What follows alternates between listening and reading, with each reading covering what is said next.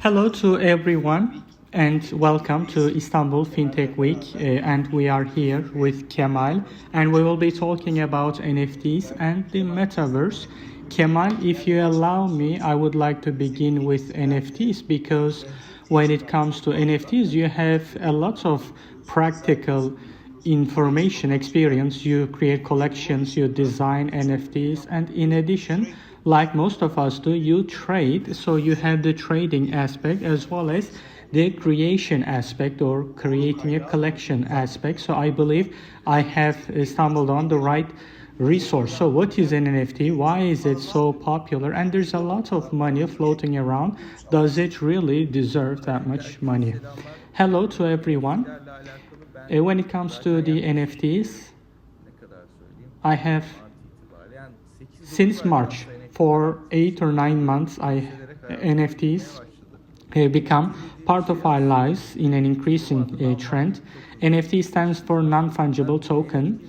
They're not changeable, which means every NFT is a token in itself. Or imagine a collection, there could be 10,000 tokens inside that collection. This is an ownership deed actually. You can turn it into so many different things. And this is maybe state-of-the-art technological products made possible by technology. NFT is an ownership document. It is also has become a consumption material for society because you can evolve it into everything else. You can sell a concert ticket and you can sell it in NFT format and you can give premium access to 10,000 people, or a sports team can sell their tickets, season tickets in NFT format. They can link their wallet to the website. By using the blockchain, you can this is called Web3 where you do verification by a blockchain system. So the smart contract checks your wallet and checks whether the NFT is present there. This is the system that verifies ownership. NFT, blockchain, and Web3 are all interlinked. So as for NFTs, the first NFT action started with CryptoPunks. In 2007, they were almost free of charge, and then as NFT technology gained popularity, there has been increases in prices.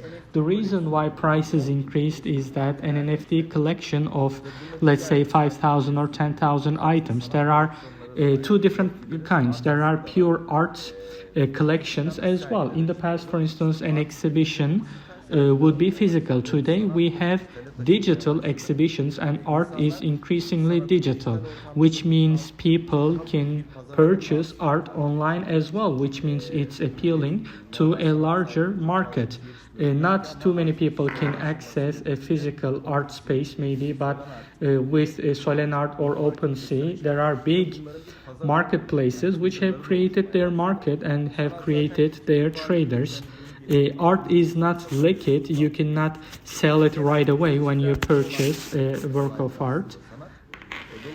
And art is usually on an increasing trend, and there has been a lot of hype with the digital. I was just talking about CryptoPunks. CryptoPunks started in 2017.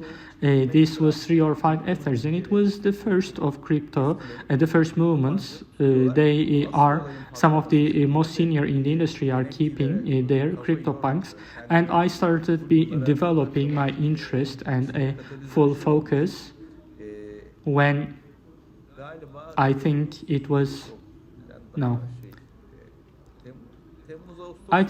July or August, not sure. From the official website, a Visa purchased a CryptoPunk. Visa is a very big payments company, and I don't know if they had an initiative on cryptos previously, but by purchasing an NFT, for instance, purchasing certain CryptoPunk at 20 ethers, it was, I think, the apes, right? The Bored Apes? No, that was something else. CryptoPunks was the first movement, the Pixels. Visa announced its purchase, and the price was, I think, 25 ethers per piece. And in 3 days, it jumped to 70 or 80. because it was very relevant, very meaningful visa accepting this technology. NFT community is a small minority. They are people who pay money for JPEG, so it's a unique vibe. And then things took off. Really, when it became part of popular culture, there's another collection. Every NFT collection is unique. Some are just scams. They are just trying to use the popularity in the market. 95% maybe will be nothing in the future. Bored Ape Club is appealing to celebrity groups. For instance, the Party House was purchased with the money that they gathered.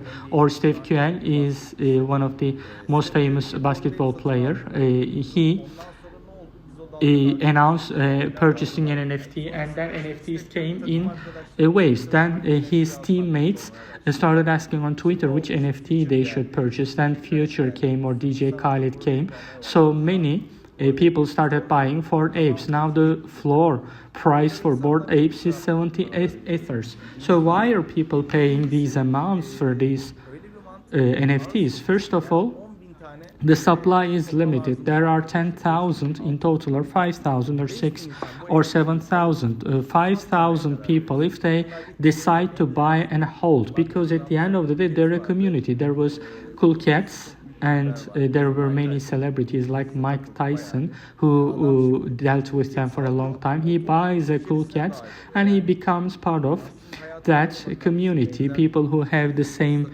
vision for life, people who share a similar status, and people want to be part of that community. They see this as an entry ticket to the community, because you're entering an exclusive environment. You can go to yacht parties, or it's an investment tool for many people, but the community decides on it. For instance, the Bored Apes jumped from for instance, 0.1 or $300, $400. Now they're $300 or $500,000. The main function is utility. NFT collections load the utility. They say we promise the following thing, following perks for the holders of our collection. People enter because they expect the price to go up, and there are other utilities from my own NFT collection, for instance.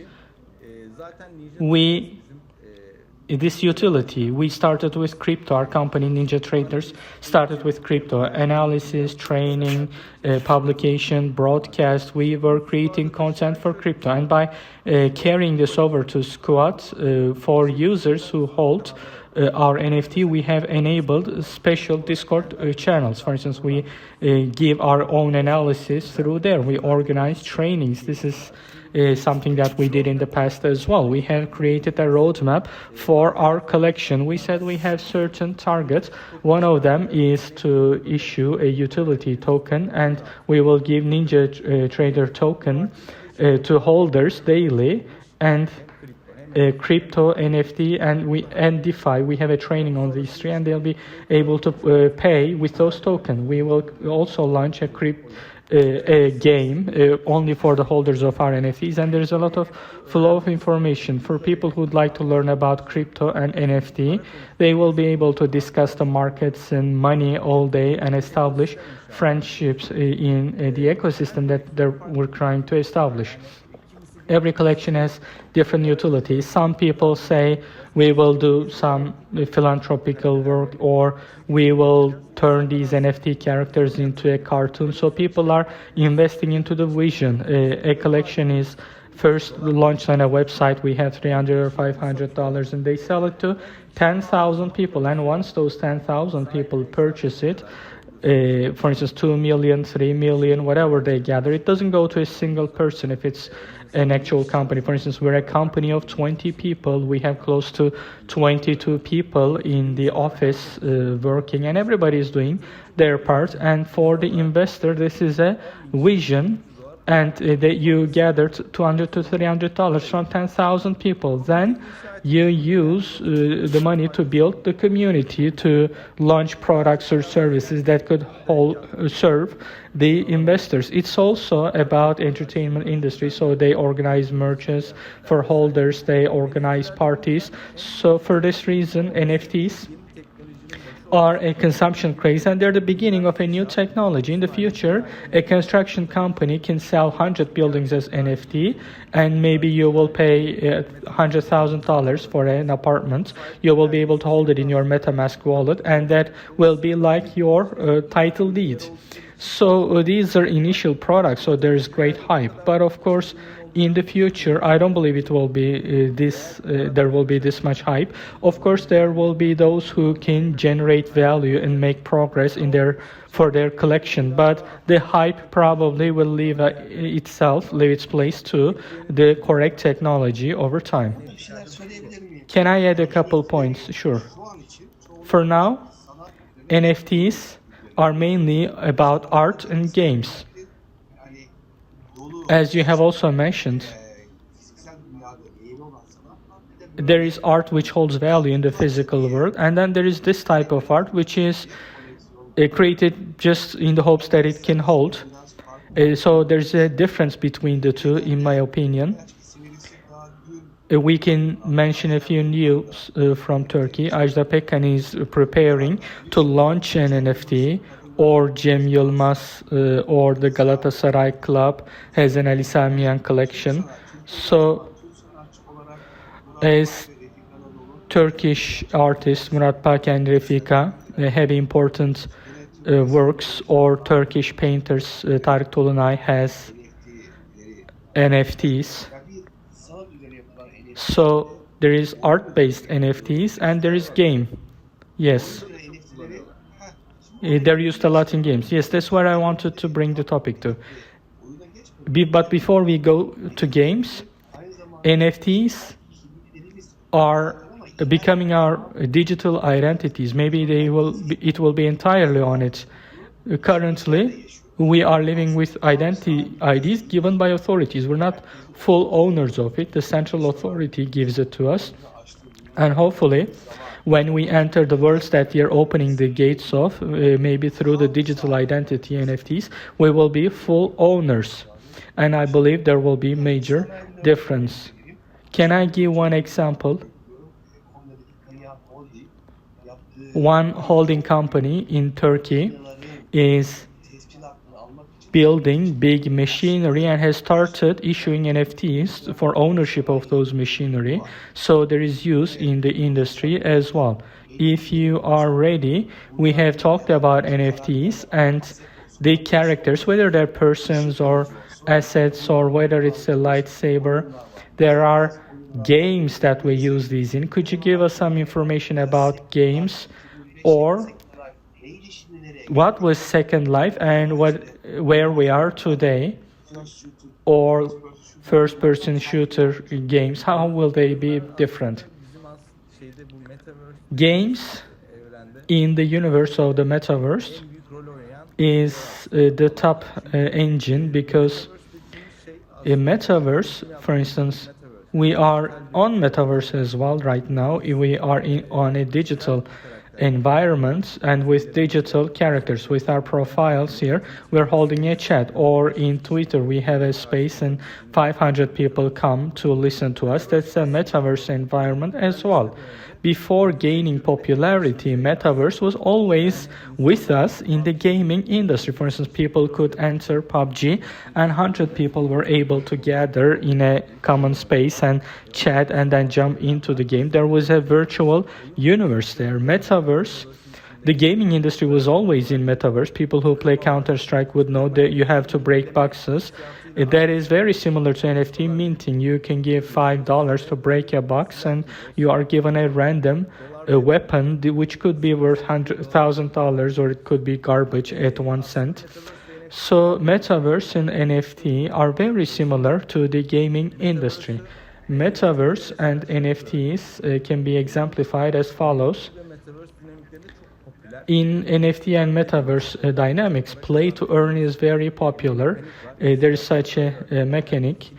For instance, there is a collection called Niftylik, which we minted at 1.1, and you go to the website and you customize a character for yourself, a hat, glasses, it could be a frog, a cat, an ape.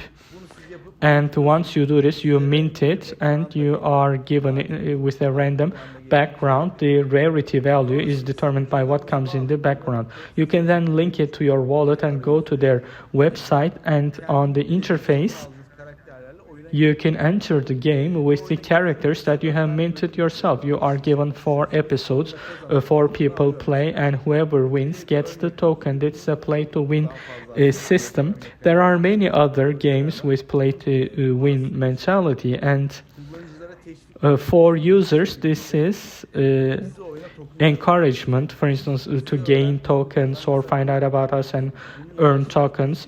We have started talking about this. There's another mechanism called learn to earn that we would like to initiate rather than play to earn. You will earn as you learn more. We will launch a training. People will purchase the training, and then this training, for instance, we will have quizzes inside the game in order to pass an episode so that you can start the next episode, and once you complete the game you will earn certain tokens. For instance, the user can spend $100 to enter, but $70 can be won back by solving quizzes. This creates incentive to play. The blockchain technology and smart contracts can be evolved onto everything. You can build and build. You can keep building. For instance, we are building a trading tool. For instance, users in an NFT collection, the floor, when they list under 40% under floor price, we alert with a bot, and if it has been verified, it can reach the user. Another collection can build something different, so there's no end to it. In the area of the metaverse, things will continue making progress. For instance, currently people are talking about VR headsets. For instance, this is Oculus Quest 2, the most popular VR headset.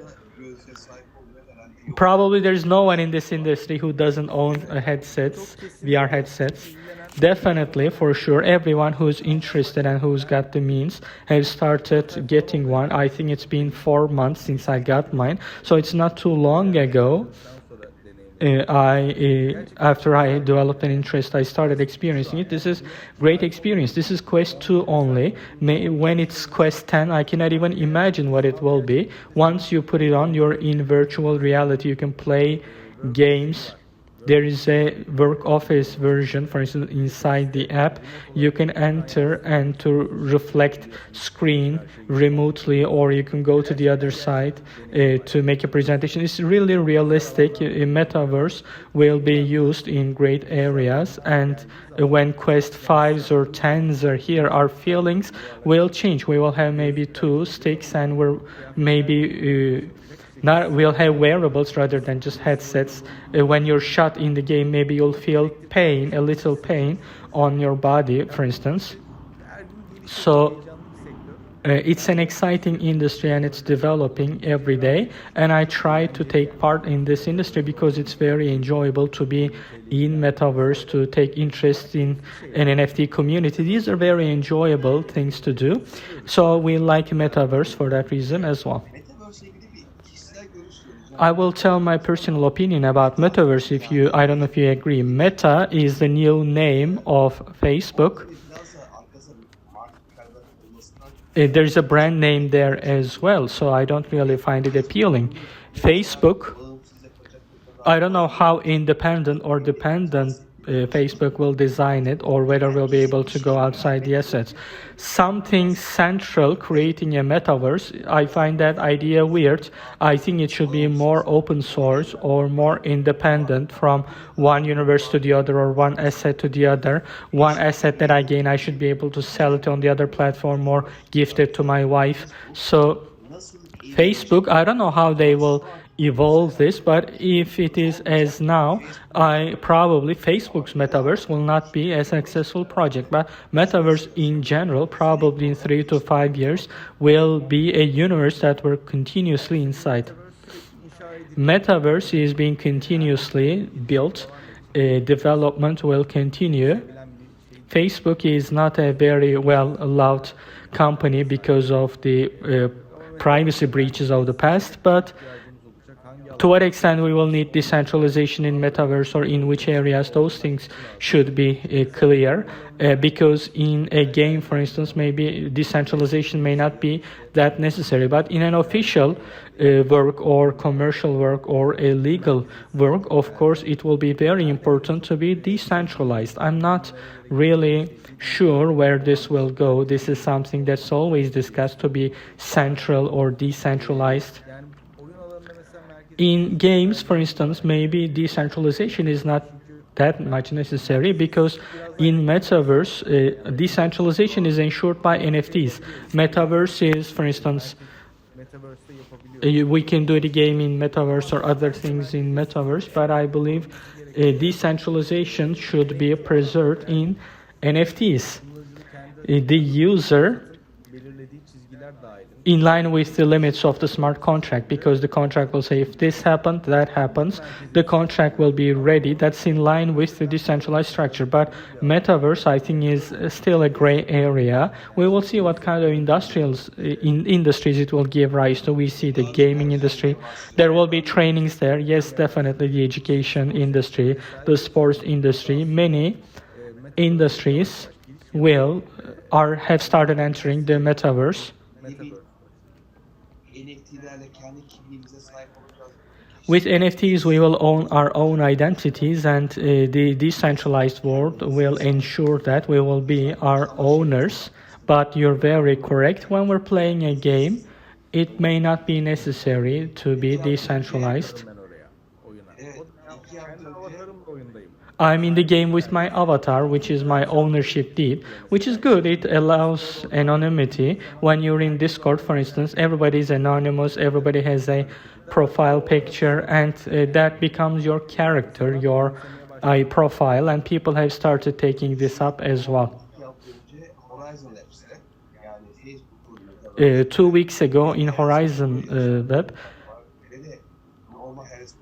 an harassment took place, a sexual harassment took place, and now they're looking into it, how we will take measures, how we will handle it. So in Metaverse, certain rules or ethics or certain sanctions maybe will have to develop over time.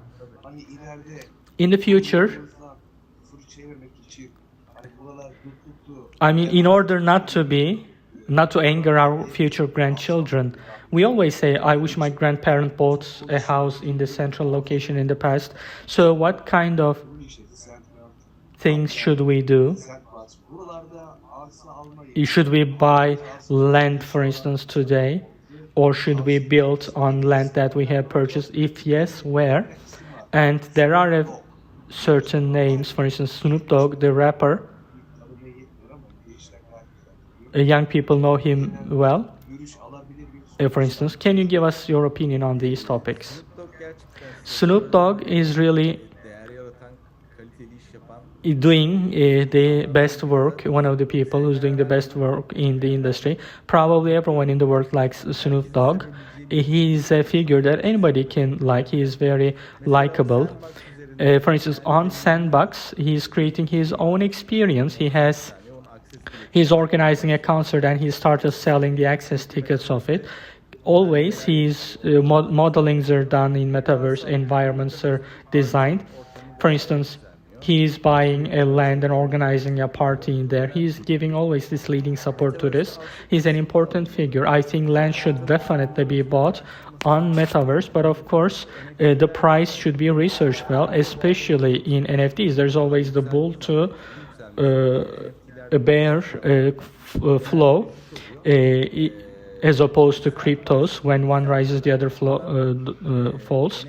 Decentralized mana and NFT world are such platforms. For instance, these are developing every day. There's another platform called OVR. Uh, these are the platforms where you can buy Sandbox, Decentraland, OVR, and NFT World Collection, which is almost for Ethers. They were free. These were free mint in the past, and as the collection improves, they have built, and the NFT that you buy corresponds to a land in Metaverse, and it will be very easy to build. Should it be purchased? If you're an investor, you should first understand NFT and Metaverse. For instance, people are using it as an advertisement space in Sandbox. A brand, even if they have nothing to do with NFT or Metaverse, in order to say we're here, they acquire some land, some space, and place their own logo there. And there's no end to building in the future. For instance, you are a GSM operator. For instance, you can organize a conference there, or you can rent it out for something else, or you can use it for buying and selling. But I don't know how the prices will be in the future. It's not easy to know. The marketplace is always forming. The prices can keep going up or they can drop over time. But I believe, as a trader, I believe over time, every price is an opportunity to buy. So Sandbox, Decentraland, or OVR, from these places you can start your research. For instance, Samsung made an agreement with Decentraland and Mana recently. I am expecting something from Apple as well. Which one will Apple prefer? Maybe they will build their own metaverse. Popular culture, for instance, as big names come in. For instance, Nike collaborated with an NFT collection, purchased the NFT collection. It has risen to 10 Ether floor price. These are high prices. So which lands will big brands prefer? We have to watch and see over time. As, for instance, maybe to diversify portfolio, maybe you can buy at cheaper costs in remote places. If a couple big brand names come, it could be a big opportunity, just like in real life, definitely, for sure, because people are using these opportunities in the digital realm as well. You can build an academy, organize training, organize a concert. You can do anything. And we're at the beginning of everything. And there's no end to building in this industry. And there will be more building to come. And maybe things that we cannot even think about today can happen in the future. So we have to find out. I think users should do their research. If they keep following land prices, you can purchase as NFT as well through OpenSea. So research such platforms and look at their markets, and I'm sure users will gain more experience. There is a lot that we have to discuss, but unfortunately our time is limited. We don't give investment advice, but in a project like Upler, which is a nice project, you mentioned Decentraland and Sandbox. They are in the virtual world. They're selling land that does not exist, but OVR and Upland are selling actual physical spaces from Turkey and the US. What if my house is sold? What do I do? For instance, like the OVR project that is selling land in Istanbul, you can do the same. You can sell it at 3 lira. These are all virtual. I think we should keep knowledgeable, keep aware about this. What would your closing remarks be? What should I say as closing remarks? NFTs might seem, for instance, who pays for a JPEG image? But no, that shouldn't be your perspective. If the community thinks this NFT is worth 50 Ether or 10 Ether, and if there's the marketplace is there, if they're bought and sold at these prices, if things have started forming, you shouldn't judge it. Yes, people may find it ridiculous at first, but the reason why they are worth so much is because NFT is a technology that could really change the world, and the fun, popular culture, technology, security, these areas will develop. So every user, whether I'm not saying be an investor and put all your money into an NFT, but there could be a collection that you like or a community that you enjoy. It could be $300 or $500. Some people may have more money, but for others, it might be, this may sound cheap or expensive. I believe don't be without an NFT. Do experience this technology. For instance, people can like the art and put it on their walls. There are such art collections which are sold at affordable prices. People can buy these and put on their walls as a beginning, or they can join a community like an association of the Society of Teachers or a society of motorcycle riders. NFT is the digitalized version of that. So without hurting your own capital, I still advise you to enter this world and open yourself to certain metaverse experience. Even if you see it as entertainment or investment, I think you should always have part of your vision on this, because I've seen the potential both as a trader, as a collection owner. I know that there are great returns, and it's an enjoyable space, and I suggest users try the same. There are STEM projects as well. We should be aware of these, but when it comes to how do we understand them, that's a different area of specialization.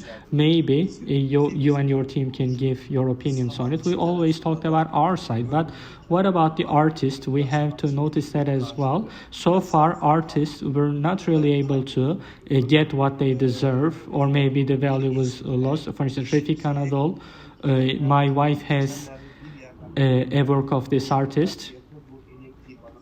Somebody offered to buy it with an official note that 10% of that cost price would go to Refik Anadol, to the artist automatically. So the artist creates a work of art, then no matter where it's sold in the future, without we having to do anything, the artist would gain more money. So the artist would make benefits from this in creating their art. It's a great incentive. Our time is up, unfortunately. I wish we had more time, and hopefully we will meet again on many different platforms so that we can benefit from your experience and your know-how. Thank you. And thank you, and take care. Thank you.